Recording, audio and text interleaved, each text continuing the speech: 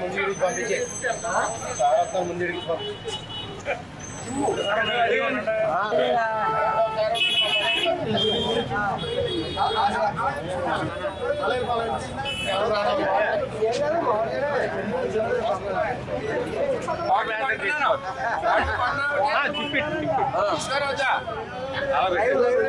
తీసుకురావద్దా తిప్పండి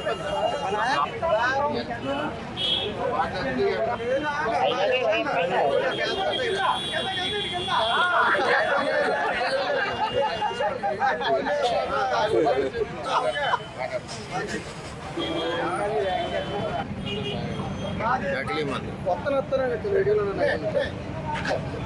3 నకిలీలు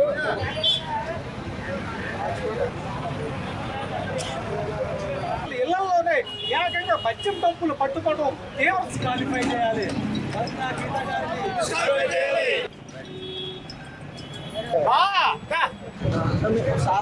ఎస్ఆర్సిపి అభ్యర్థి వంగా గీత గారు lady don, mafia don, liquor don. ఆవిడ మందు నిన్న ₹1 కోటి మందు సీజ్ చేశారు. నేను 20 రోజుల క్రితం రాత్రి 11ంటికి నేను అనౌన్స్ చేశాను. డీమో వెహికల్ వచ్చింది, ఈ వెహికల్ని అడ్డుపెట్టి అధికారులను దృష్టి మళ్లించి మందు వచ్చింది, డబ్బు కట్టలు వచ్చాయని కూడా నేను తెలియజేశాను. అదే నిజమైంది. ₹6-7 కోట్ల విలువైన మందు పిఠాపురంలో ఉంది. మీరు తీసింది ఇంత మాత్రమే. ఎక్సైజ్ అధికారులను కోరుతా ఉన్నా, ఈ మందు వలన మాకు భయం ఏంటంటే వాటర్స్ కిడ్నీలు లివర్లు పోతే ఇది గోవా మందు, ఇది ఇందులో ఏం కలిపారో తెలీదు. అంటే ఓటు వేయకుండా వెళ్ళకుండా ఇంట్లో పడిపోవాలి, పవన్ కళ్యాణ్ ఓటు వేయకూడదు, ఓడించాలని ఒక కుట్ర. రెండోది ఇంటికి లచ్చ తీసుకోండి, పవన్ కళ్యాణ్ ఓటు వేస్తామని చెప్తున్నారు. ఇంటికి లచ్చ అంటే ఈ డబ్బు ఎక్కడి నుంచి ఉంది?